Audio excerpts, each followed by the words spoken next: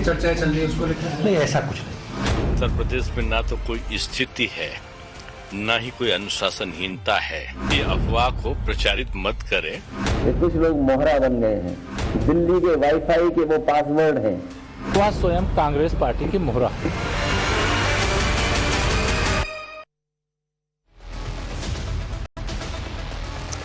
बहुत बहुत स्वागत है। 100 बड़ी खबरों के बाद चलिए आगे बढ़ते हैं और बात मुख्यमंत्री योगी आदित्यनाथ की। किस तरीके से वो एक अलग रास्ते पर, यूपी में सब कुछ ठीक और सामने एक चुनौती उपचुनावों की। 2024 के चुनावी नतीजों के आने के बाद से यूपी में पर्दे के पीछे से सियासी दांव चला जा रहा था। अटकलें तेज थी कि इसके निशाने पर बाबा है, लेकिन इन सबके बीच बड़ी खबर यह है कि सीएम योगी केशव प्रसाद मौर्य ब्रजेश पाठक बैठक में शामिल है। पीएम मोदी के साथ बैठक, बीजेपी शासित राज्यों के साथ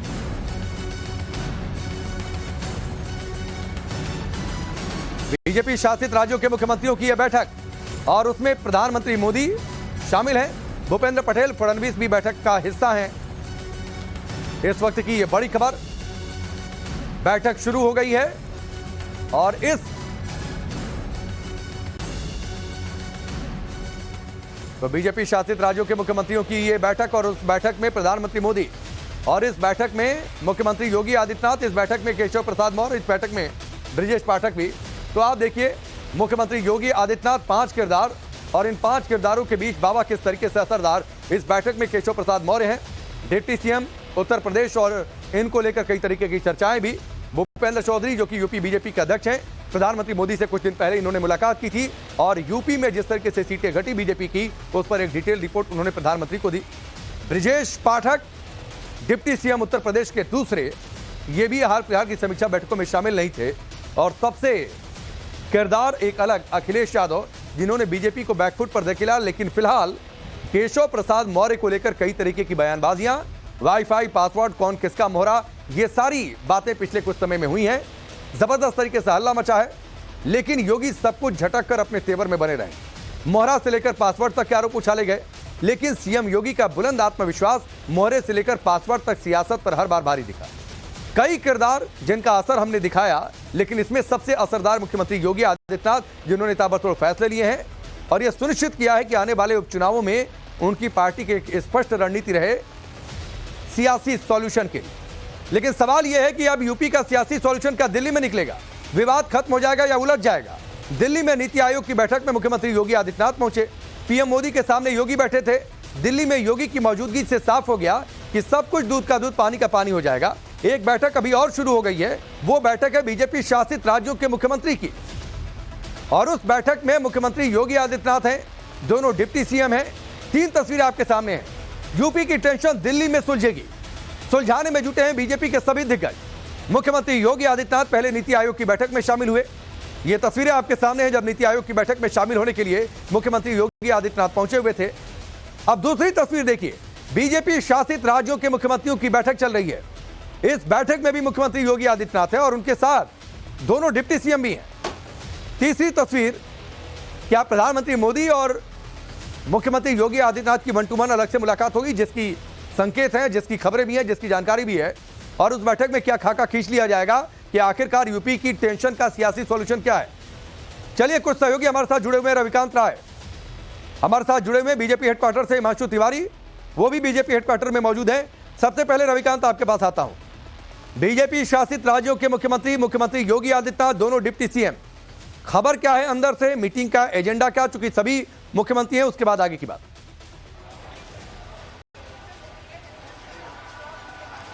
देखिए राकेश, ये जो बैठक चल रही है वो मुख्यमंत्रियों और उप मुख्यमंत्रियों की बैठक है और हर लोकसभा चुनाव के बाद ये बैठक होती है। इस बैठक में जो केंद्र की योजनाएं हैं, जो राज्यों में चल रही हैं, उनका इम्प्लीमेंटेशन किस तरीके से हो रहा है, उस पर चर्चा होती है। 5 राज्यों में विधानसभा के चुनाव प्रस्तावित हैं, उसको लेकर पूरा रोड मैप बनाया जाएगा। यानी अलग से यूपी को लेकर इसमें कोई चर्चा नहीं होने जा रही है, ये आधिकारिक रूप से कंफर्म है। लेकिन 2 डिप्टी सीएम में से एक डिप्टी सीएम से हमारी मुलाकात हुई, हमने उनसे पूछा कि ये जो तमाम बयानबाजी चल रहा है, कौन किसका मोहरा है, कौन किसके वाईफाई का पासवर्ड है, तो बातचीत से इतना तो साफ है कि बहुत सारी उलझनें थी, बहुत सारी शिकायतें थी, बहुत कुछ ठीक नहीं चल रहा था, लेकिन अब वो स्थितियां सुलझाने का प्रयास जो है वो आला कमान कर रहा है। आपने देखा कि कल बीजेपी के राष्ट्रीय संगठन महामंत्री बीएल संतोष योगी आदित्यनाथ से मिलने के लिए यूपी सदन पहुंचे हुए थे। तो एक एक करके जो भी दिक्कतें हैं उनको दूर करने का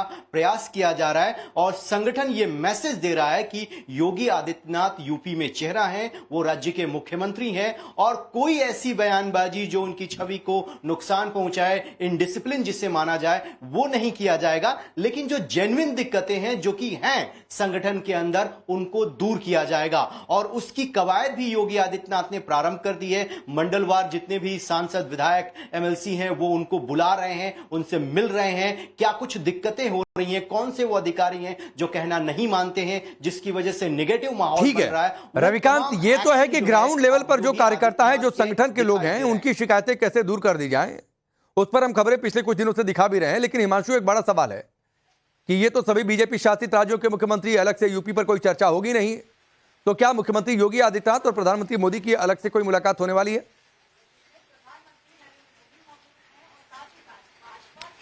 देखिए, चूंकि सभी राज्यों के मुख्यमंत्री दिल्ली आए हुए हैं, आज प्रधानमंत्री के साथ में बैठक हो रही है, कल एक बार फिर से प्रधानमंत्री के साथ में बैठक होगी, तो इस बात से इनकार नहीं किया जा सकता है कि योगी आदित्यनाथ अलग से 10 या 15 मिनट या आधे घंटे के लिए प्रधानमंत्री से बैठक कर सकते हैं। बिल्कुल कर सकते हैं। दोनों उप मुख्यमंत्री भी यहाँ पर मौजूद हैं, उनके साथ में बैठक हो सकती है। और जैसा कि रविकांत बता रहे थे, पूरा देश जान रहा है, पूरा उत्तर प्रदेश जान रहा है कि कहीं ना कहीं सरकार और संगठन के बीच में कोई ना कोई कमी है, जिसके चलते इस तरीके की बातें सामने निकल कर आ रही हैं। केशव मौर्य की तरफ से संगठन को मजबूत करने की बात कही जा रही है, संगठन सर्वोपरि कहा जा रहा है, और जिस तरीके से लोकसभा के नतीजे आए हैं, निश्चित तौर पर कहीं ना कहीं लो फूल रहा है, जिसके चलते सिर्फ उत्तर प्रदेश ही एक ऐसा राज्य है जहां पर भारतीय जनता पार्टी को सीटें कम आई और वो पूर्ण बहुमत तक नहीं पहुंच पाई, सिर्फ भारतीय जनता पार्टी अपने दम पर। तो ये तो लगातार जब से रिजल्ट आया है तब से इस पर विचार चल रहा है, मंथन चल रहा है, तमाम सारी चीजें चल रही, ब्रेनस्टॉर्मिंग हो रही है। लेकिन सरकार और संगठन के बीच में वो कौन सी कड़ी है जो इन सब सारी चीजों के लिए उत्तरदायी है, उसको लेकर जो है लगातार जो आला कमान है भारतीय जनता पार्टी, वो रिपोर्ट भी मांग रही है, रिपोर्ट पर मंथन भी चल रहा है, रिपोर्ट के अलावा तमाम। लेकिन उन सारे मंथनों के बीच में कई सारे रविकांत बयान भी आए हैं, कौन किसके वाईफाई का पासवर्ड है, कौन किसका मोहरा, ये तमाम बातें हुई हैं। आप कह रहे थे कि एक डिप्टी सीएम से मुलाकात हुई, तमाम बातों की बात, कुछ गड़बड़ी है, वो भी आपको समझ में आया। मैं एक छोटा सा सवाल आपसे करना चाहता हूं, और छोटा सा सवाल ये कि बॉडी लैंग्वेज से आपको क्या असर हुआ, क्योंकि सियासत में, पॉलिटिक्स में जो ना दिखे वो स्टोरी बड़ी होती है, कुछ आपको समझ में आया? देखिए, जब आपका घर ठीक नहीं होता है तो विरोधी आप पर सवाल खड़े करेंगे।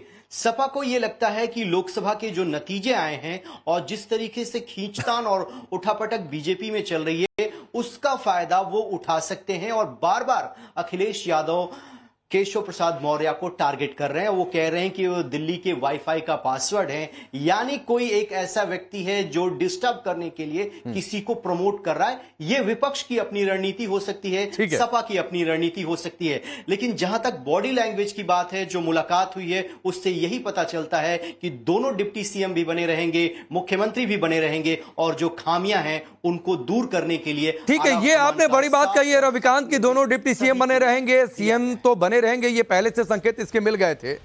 ये आपने एक बड़ी जानकारी दी है, या आपका एनालिसिस है। लेकिन एक और बड़ी जानकारी है, वो भी दर्शकों के पास हम सामने रखते हैं, फिर आपके पास हम लौट कर आएंगे।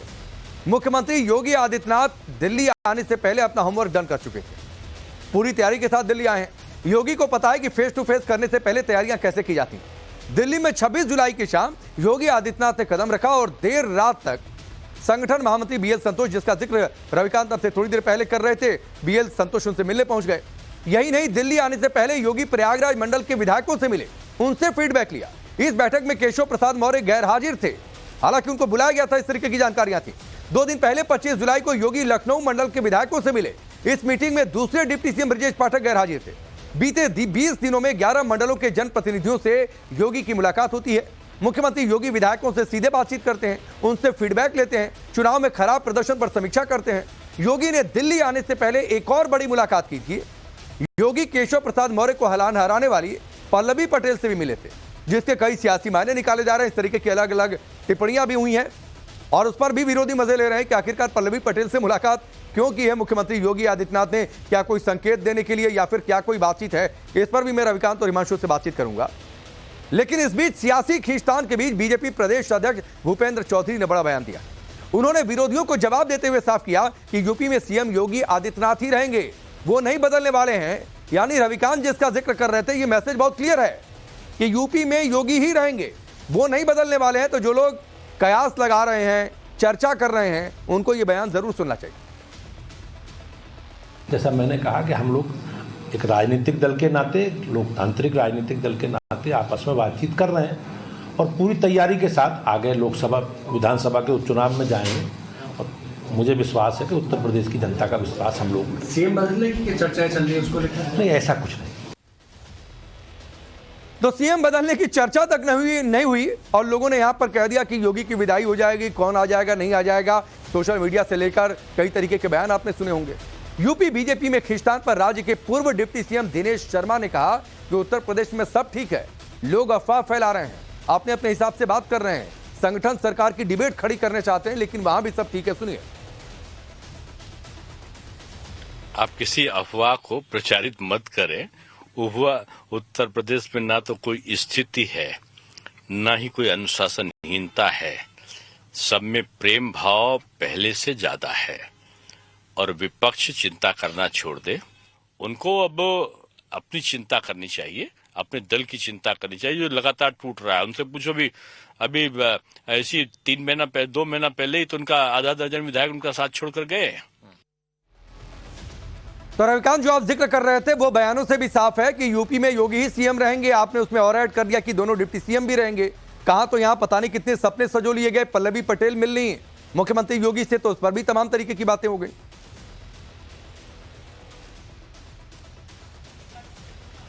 बिल्कुल राकेश, जो अदावत है वो बहुत पुरानी है। केशव प्रसाद मौर्य को लेकर, योगी आदित्यनाथ के संबंधों को लेकर विपक्ष जानबूझकर इस तरीके से आग में घी डालने का प्रयास करता है कि दोनों के बीच में जो मतभेद है उसको दिखाकर वो अपनी सियासी रोटी सेकने में कामयाब हो जाए। लेकिन केशव प्रसाद मौर्य भी संगठन के मजे हुए खिलाड़ी हैं, वो पूर्व प्रदेश अध्यक्ष भी रह चुके हैं। उनको पता है कि कौन सी बात कहां पर कहनी है। उन्होंने ये कहा कि संगठन बड़ा होता है, उसको वो मानने के लिए सब तैयार हैं। उन्होंने कहा कि कार्यकर्ताओं की नहीं सुनी जाती, अधिकारी नहीं सुनते, उन अधिकारियों को चिन्हित किया जा रहा है, उस पर एक्शन भी ले रहे हैं योगी आदित्यनाथ। तो कुल मिलाकर जो बातें रखी गई थी अब उस पर कार्रवाई हो रही है। यहां पर विपक्ष को यह लगता था कि इस तरीके का सिर्फ टॉवल यूपी बीजेपी में होगा कि आला कमान जो है किसी के कहने पर किसी व्यक्ति को उनके पद से हटा देगा। ऐसी कोई परिस्थितियां फिलहाल बनती हुई दिखाई नहीं दे रही हैं। सभी को कहा गया है कि आप उपचुनाव की तैयारियों में लगिए।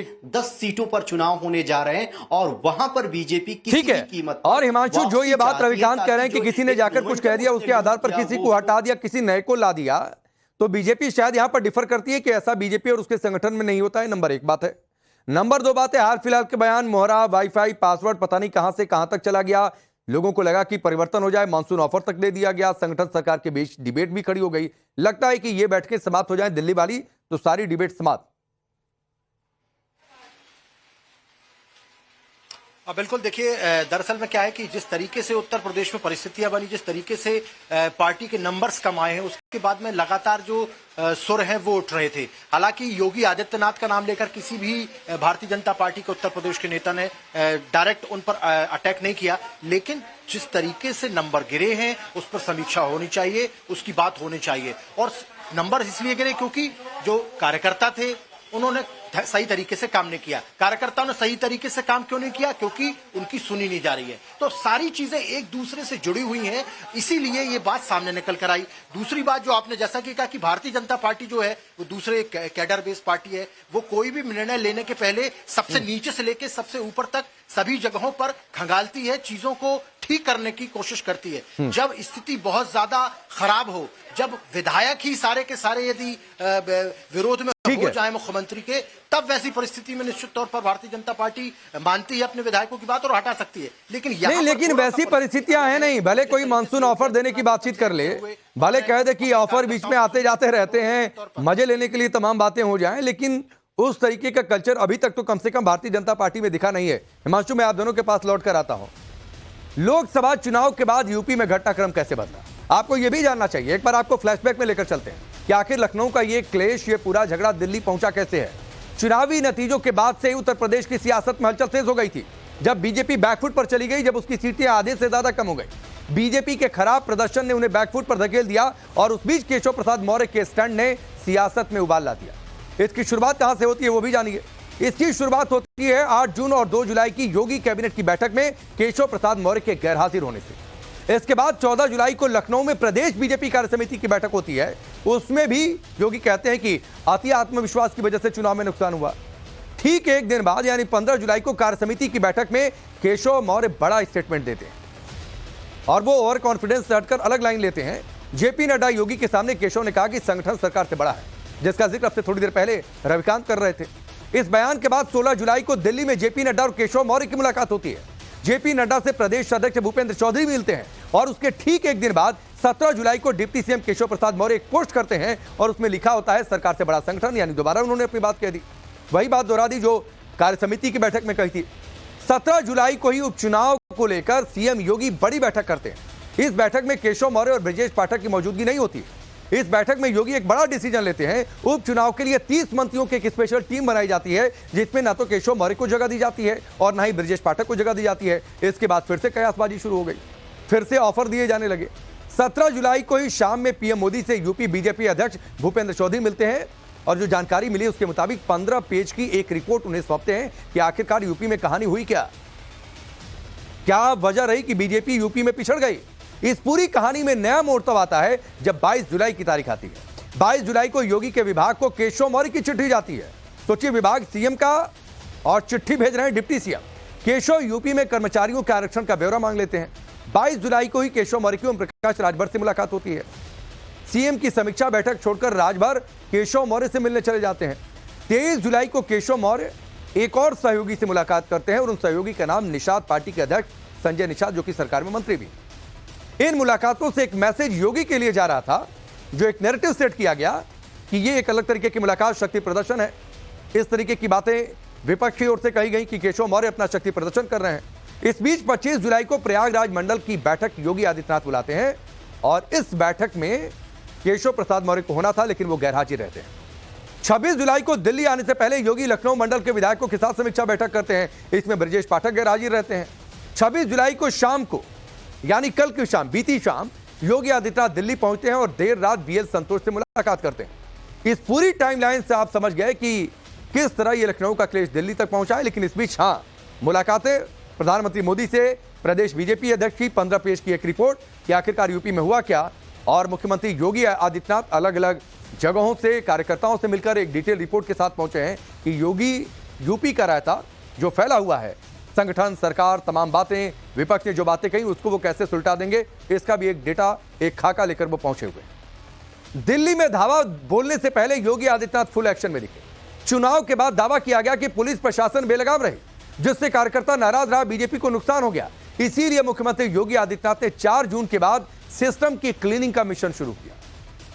योगी ने बेलगाम अफसरशाही पर एक्शन लेना शुरू कर दिया और इसका असर दिखा है। अलग अलग जगहों पर ताबड़तोड़ एक्शन हुए हैं। बलिया, सीतापुर से लेकर वाराणसी तक मुख्यमंत्री योगी आदित्यनाथ एक्शन मोड में दिखे। बलिया में एसपी दरोगा पर गाज गिरी तो सीतापुर में एसएचओ समेत पूरा थाना लाइन हाजिर कर दिया गया। वाराणसी में करप्ट पुलिस वाले पर एक्शन किया गया। संत कबीर नगर में सरकारी विभागों में दलालों पर एक्शन लिया गया। फतेहपुर बिजनौर में एआरटीओ दफ्तर में छापेमारी की गई। यानी एक मैसेज की लापरवाही बर्दाश्त नहीं होगी, लोगों की सुननी है, जनता की सुननी है, लापरवाह और करप्ट अधिकारी बर्दाश्त नहीं होंगे। यह कड़ा मैसेज ऊपर से गया तो उसका असर दिखा। उन्होंने यह भी बताया कि उनका यह मॉडल यूं ही सुपरहिट नहीं है जो मुख्यमंत्री योगी आदित्यनाथ जिसकी बातचीत करते हैं। और इतना एक्शन हुआ कि अखिलेश यादव ने सोशल मीडिया पर यह भी लिख दिया कि यूपी में अब पुलिस हो रहा है, चोर पुलिस नहीं हो रहा है। आप सोचिए, क्या कभी पहले की सरकारों में पुलिस ही पुलिस पर एक्शन करे, करप्शन को लेकर, लापरवाही को लेकर, यह कभी संभव था क्या? लेकिन इस बार हुआ। यूपी में चल रही सियासत को विरोधियों ने लपकने की कोशिश की। सपा मुखिया अखिलेश यादव ने कई दांव चले, विपक्ष करता भी है। अखिलेश यादव ने सीधे सीधे टारगेट किया केशव प्रसाद मौर्य को। अखिलेश और केशव के बीच इन दिनों सोशल मीडिया पर कटाक्ष का दौर चल रहा है और बेहद दिलचस्प वो दौर है। अखिलेश केशव प्रसाद मौर्य को मोहरा कहते हैं तो उसके जवाब में केशव प्रसाद मौर्य उन्हें कांग्रेस का मोहरा बता देते हैं। अखिलेश केशव को दिल्ली वालों को वाईफाई का पासवर्ड बता देते हैं, तो केशव प्रसाद मौर्य यहां भी पलटवार करते हुए कहते हैं कि कांग्रेस के मोहरा अनाप शनाप बोल रहे हैं। अखिलेश दावा करते हैं कि डबल इंजन वालों के बीच में एक और इंजन आ गया है, यानी फिर वो केपी मौर्य को बीच में लेकर आते हैं, जो दिल्ली लखनऊ के बीच शंटिंग करता है। केशव प्रसाद मौर्य इस पर भी प्रहार करते हैं और कहते हैं कि अखिलेश सफलता से गुब्बारे की तरफ फूल गए, यानी 37 सीटें आ गई तो वो सफलता उनको हजम नहीं हो रही। ये बात केशव प्रसाद मौर्य ने एक तरीके से कह दी, लेकिन यह भी याद दिला दिया कि बीजेपी 2027 में 2017 दोहराएगी, जिस तरीके की जीत यूपी में मिली थी। सोशल मीडिया फाइट की शुरुआत हुई थी अखिलेश के मानसून ऑफर से, जिसका मैं जिक्र पिछले कुछ समय से कर रहा था, जिसमें अखिलेश ने कहा था 16 सरकार बनाओ, और उसके पहले लिखा हुआ था मानसून ऑफर। इस पर भी कई तरीके की बातें हुई थी। तो ये पूरा सीक्वेंस जो सोशल मीडिया पर चला है, ये जो बवाल चला है, इसको लेकर ये पूरा घटनाक्रम हमने आपके सामने रखा। और चलिए दो सहयोगी हमारे साथ जुड़े में, रविकांत और हिमांशु। रविकांत, इतनी देर में ये पूरा बवाल क्या रहा, कैसे सोशल मीडिया पर ये पूरा रायता फैल गया एक तरीके से, चूंकि लोग इसकी चर्चा कर रहे थे। लेकिन एक बात तय है कि केशव प्रसाद मौर्य ने जिस तरीके से जवाब दिया, जिसका आप जिक्र कर रहे थे, वो संगठन के आदमी हैं, कौन सी बात कहां कितनी जाकर कहनी है, किसको कैसे जवाब देना है। लेकिन इन सबके बीच बड़ा सवाल भी यह है कि ये मुलाकातों का दौर शुरू होगा तो ये सब शांत हो जाएगा या फिर चलता रहेगा? देखिए राकेश, शांत होने की पूरी उम्मीद है, क्योंकि बीजेपी के अंदर ये देखा गया है कि कोई भी पार्टी से ऊपर नहीं है। ये खुद केशव प्रसाद मौर्य कर रहे हैं, और जब पार्टी के आलाकमान का ये डिसीजन है कि फिलहाल वो नहीं चाहते कि यूपी जैसे बड़े राज्य में कोई भी इनडिसिप्लिन हो, कार्यकर्ता खुलकर, मुख्यमंत्री खुलकर एक दूसरे के ऊपर आरोप लगाएं। ये परिस्थितियां हाल फिलहाल में पिछले 10 सालों में बीजेपी के कल्चर का हिस्सा नहीं रही है, क्योंकि उसका नेतृत्व अभी भी बेहद मजबूत है, और जो वो डिसीजन लेता है वही नीचे फॉलो किया जाता है। तो ये दोनों नेता जब दिल्ली पहुंचे हैं, कई दौर की मुलाकात हो चुकी है। जो प्रदेश अध्यक्ष हैं वो पीएम से मिलकर सारी बातें कह चुके हैं, एचएम से मिलकर कह चुके हैं, राष्ट्रीय अध्यक्ष से मिलकर कह चुके हैं। तो यानी जितने भी ग्रीवांसेस हैं उसकी पूरी जानकारी जो है वो आलाकमान के पास है, और जिसकी जो गलतियां हैं उसकी जिम्मेदारी तय करने के बाद इतना तय माना जा रहा है कि बहुत जल्द उपचुनाव के बाद संगठन में और सरकार दोनों में बदलाव जो है वो प्रस्तावित हैं। कई नए चेहरे आपको कैबिनेट में देखने को मिल सकते हैं, संगठन में कई बदलाव हो सकते हैं, क्योंकि हार की जिम्मेदारी पहले ही प्रदेश अध्यक्ष अपने कंधों पर ले चुके हैं। रविकांत, मैंने हिमांशु से एक सवाल पूछा था, बहुत जल्दी से एक लाइन में उसका अभी जवाब दे दीजिए। यूपी को लेकर कोई अलग बैठक कब होने वाली है, क्या होने वाली है, कौन कौन होगा, कोई जानकारी है? देखिए राकेश, जैसे कि हमारे सहयोगी हिमांशु ने बताया कि अब बैठक अलग से होगी, इसकी संभावनाएं प्रबल हैं, क्योंकि चर्चा गर्म है। और ये मुख्यमंत्रियों की बैठक के बाद साइडलाइन में जैसे ही ये बैठक खत्म होगी, हो सकता है कि प्रधानमंत्री देर तक यहां रुक जाएं। ठीक है, तो उस बैठक के होने का इंतजार है, जिसका संकेत आप दे रहे हैं, हिमांशु दे रहे हैं। बैठक से फॉर्मूला क्या निकलता है, क्या परिवर्तन होते हैं, और अगर मुख्यमंत्री योगी आदित्यनाथ जिस तरीके से दावा है कि पूरी रिपोर्ट के साथ पहुंचे हैं, क्या क्या एक्शन होते हैं, तो उसका इंतजार रहेगा। फिलहाल आप लोग नजर बनाकर रखिए।